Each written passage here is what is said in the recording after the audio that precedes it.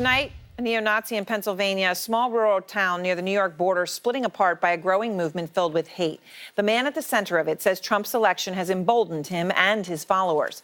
It comes as white nationalists prepare to take to the streets this weekend, 1 year after the deadly Charlottesville rally. Our Sarah Seidner is out front in Ulysses, Pennsylvania. I want to warn you, though, when you watch this piece, some of the language that you will hear is extremely disturbing. In the calm of this rural northern Pennsylvania town,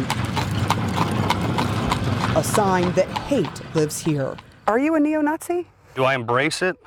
I don't try to push it away. Well, you're wearing a swastika on your shirt. Exactly. And you've got swastika flags. Why the flags? Why the shirt? Why these hateful symbols in this town? I don't think they're hateful. I think it's an ideology that has been completely misinterpreted since the Third Reich. Okay, now I've got to stop you. I'm a Holocaust denier.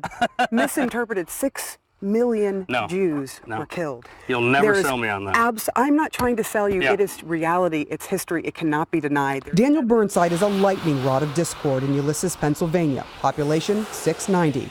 With the help of the internet, his message has spread far and wide, giving his town attention it does not want. Rural America spoke up when they elected Trump. Rural America. And by rural America, he means white America. We're staring down the barrel of a gun here in white America. There's still 193 million white Americans. Yes, the vast majority of them are in their 60s and 70s, will be in the ground in the next 20 years, and therefore we have the possibility of becoming a minority in our own country. A possibility. It sounds to me of becoming a minority in our own country. Like you're afraid of being me. And being me This is my country. Is great. This is also my country. You guys didn't win the culture war. He invited us on his property to talk, but when he doesn't like our conversation, he explodes. Get the out of here now! We do. Just down the street, we're met by a dozen residents who say Burnside does not speak for this town. There are families in this county that blame politics for people like him sort of being able to come out and be very loud. Is that fair? Our president we've got right now hasn't helped the situation a whole lot. He's done a lot of the same beliefs. At least he won't speak against them, okay? This guy feeds off that stuff. So. Among the crowd, many with grandfathers or fathers who fought the Nazis in World War II. We're good people, and he's stepping on us. He's stepping on all of us. Right. We're all one tribe. And who does he think he is? Teacher Debbie Hamilton says she just returned from touring concentration camps in Poland. One of the things that we spent a lot of time talking about was passive resistance versus active resistance. So far, they've chosen passive resistance with Burnside. On the other side of Potter County, Joe and Shoshana Leshner are convinced passive resistance is the wrong choice. I'm not saying you should go to their houses with pitchforks and guns, I'm saying hold a peaceful protest against them. Traditionalist American Knights of the Ku Klux Klan Neighborhood Watch. After seeing KKK flyers appearing in their neighborhood and Burnside's decorations in their county, Joe did protest, only to receive a threat by one of the supremacists he stood against. They would look at me and give me the finger and even make little gestures, like they were going to shoot me. Joe says the racial hatred intensified and his Jamaican bride arrived. In Walmart, I got a lot of that. In their minds, if more people stood up against hate, the racist would be forced to leave and let love stand. The Leshners moved about 4 hours away to another small town, but Shoshana says it's made all the difference. She finally feels comfortable walking down the street. And as for Ulysses, the borough president told us they have dealt with an outspoken neo-Nazi in their midst before. They pushed him out several years ago, but that was because he broke the law. And he says there is nothing they can do about Burnside unless he does the same. Aaron?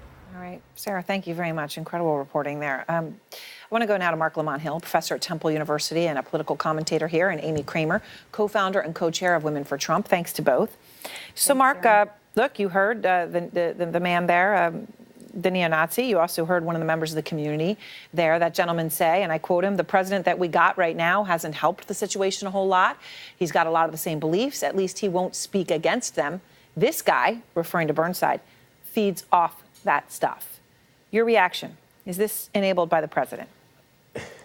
It is absolutely enabled by the president. It's exhausting watching this, You have a president who normalizes white supremacy, normalizes anti-black racism. Even if he doesn't echo what this guy says, he creates an environment where that stuff seems okay, and that's how he feels. So it's not that he creates racism or white supremacy, although he may nurture it, but he makes an environment where you can say it out loud, which only creates more danger for other people. Not just abstract danger, not just theoretical danger, but real life violence. Amy? Yeah, listen, Aaron, I mean, that piece made me sick too. I mean, it made me uncomfortable. I don't like it. And I understand why the people feel the way they feel about the guy that lives in their community. But you can't blame this on the president. He has nothing to do with this. I mean, we are in an environment right now where everybody is overstimulated. It's a 24-hour news cycle. There's 24/7 social media, and it's like a pressure cooker. And people need to take a step back and decompress and get away from politics a little bit, because this is not healthy for us to be always at each other like this. I mean, when you sit most Americans down at a table and talk about issues, we agree on most things, Aaron. But because of the 24/7 and the social media, it's everybody's at each other all the time, Amy, and we need to stop. I hear your point. Wait, and but I think a lot of people, hold on. Go ahead. This is okay. So if we're blaming social media and we're blaming the 24-hour news cycle, let's look on social media. Who's the biggest tweeter out there? Not Kanye West, Donald Trump. Let's look at the 24-hour news cycle. Who's the biggest story on every news channel? Donald Trump. If we blame rap music, if we blame music, if we blame movies, if we blame culture, we blame everything down to the Teletubbies over the last 30 years. How can we not look at the fact that the biggest pop culture figure, the biggest media figure, the most powerful man in the world is Donald Trump, a man who has said there are good people on both sides at a white nationalist rally.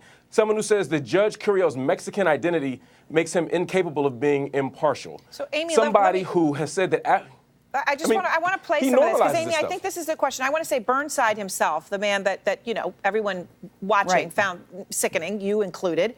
He told the Washington Post that since November 2016, activity has doubled among his neo-Nazis. Okay, so he's putting Trump's inauguration as the date that was important to him in terms of getting followers. And when you hear that other gentleman say the president won't speak against him, he's got some of the same beliefs. Amy, this is what he's talking about. Mark referenced some of it, but let me just play some of them and give you a chance. I'm going to play them right now. Here's the president. When Mexico sends its people, they're not sending their best. They're bringing drugs, they're bringing crime, they're rapists, and some, I assume, are good people. We're building a wall. He's a Mexican. We're building a wall between here and Mexico. If you are saying he can't do his job because of his race, is that not the definition of racism? I don't think so at all. I think Islam hates us. Look at my African American over here. Look at him. Are you the greatest? She is a low IQ individual, Maxine Waters. I said it the other day. I mean, honestly, she's somewhere in the mid-60s, I believe that. Amy, do you really think that doesn't embolden neo-Nazis, white nationalists, racists? Aaron, it doesn't. Why would it embolden them? I mean, I think that's ridiculous. Look at Antifa right now. They've amped up their activities. They're attacking the right all over the place. I mean, is that the president's fault, or is that the media's fault? Whose fault is that? I mean, it goes both ways. It doesn't make it right. Donald Trump is not a racist. And what is happening here is that people want to throw that racist label at him because they don't want to talk about the good things he's doing right now. Because he's saying racist things. But these are complete. These are straw men. First, no one said it's Donald Trump's fault. Also, this conversation isn't about Donald Trump being racist. The question is there a relationship between what Donald Trump's doing and how these people are feeling? The most compelling piece of evidence is that white nationalists are saying, yes, Donald Trump makes us feel better and stronger and safer and more confident. Yes. They're saying that the day that they can mark their origin story of getting stronger is the day he became president. And then when you add the laundry list of things he's said and done that they approve of, it goes to prove that he is strengthening their position. Now, we can have a different conversation about whether or not Donald Trump is racist, and we could have a different conversation about the red herring of Donald Trump making the world better, which you were about to go into. But the point here, right now, is that Donald Trump makes these people feel better and safer and stronger, and everything he says and does is in line with their agenda. What do you say to that, Amy, that the man there, that neo-Nazi, said, I can tell you with certainty that since November 2016, activity has doubled. He is crediting the election of Donald Trump. He is the neo-Nazi. I mean, you know what? I don't know that that's true. I mean, so he's saying it. What I do know but is he that feels Donald it, Trump Amy. Doesn't that matter? Isn't that what emboldens a racist and a hateful person? He's crediting Trump the president. He has no control over who supports him and who doesn't. I mean, he can't tell people not to support him, and he certainly can't go out there and micromanage these groups and communities across the country. I mean, what he's trying to do is, wait, can I finish? I let you talk, Mark. Let me talk. What you don't want to talk about is that African-American approval numbers for Donald Trump have doubled in the past month, from 15% to almost 30%. I mean, that's the thing, because he's creating jobs. The economy's back on track. He's doing exactly what he said he was going to do. And that's a big story. But instead, it's like, squirrel, look over here at this. I mean, this guy is nobody in a little town of 650 or 690 people in a nation of how many millions? I mean, he's no one. And just putting it on the news is only giving him advertising. I mean, that's what we're doing, is advertising. There are massive rallies planned for this weekend by neo-Nazis. What's that? There are rallies. There are people who are coming out. This is not something that happened before, Aaron, Amy. I mean, what are we going to do? I can't stop that. It doesn't mean I'm not saying you can. I'm simply saying, do you acknowledge that the President of the United States is part of the reason? He said there's good people on both sides. I don't know how you can't acknowledge that. You may want to say he's not a racist, but you got to acknowledge that he has empowered these people to hear their voice. What is happening is that everybody tries to throw the racist label at him, because there's no way to, I mean, how do you push back against that? You can't totally debunk it, because you can't prove what's on somebody's heart. That's the problem. And so when you can't win on the facts, we can't totally debunk it. I mean, that's a horrific thing to have to admit about a guy that you support. No, isn't it? I can't totally debunk that he's not a white supremacist. He's not a racist. He's not a white supremacist. I mean, that is ridiculous. Yeah.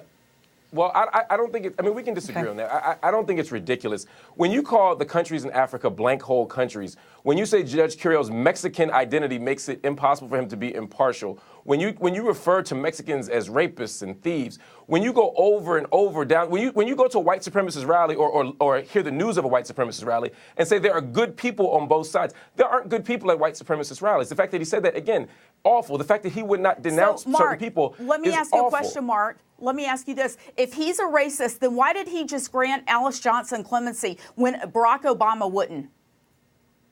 Tell me that. Why did he let her out of prison?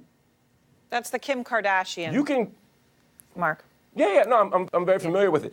You can grant someone clemency and still have a belief that they're inferior. You can grant someone clemency and still think that their countries of origin, like Africa, are blank hole countries. They're not competing arguments. Yes, I'm not saying he's never done anything for a black person. He may have loaned a black person money, given him a job, given him a big hug, put him on apprentice, given him a White House position. That doesn't change the fact that he says things and does things as far as policy goes that reflect a racist agenda and an attempt to appeal to white supremacy. All right. That's the problem. All right, we'll leave it there. That's why African-American unemployment is at the lowest it's ever been.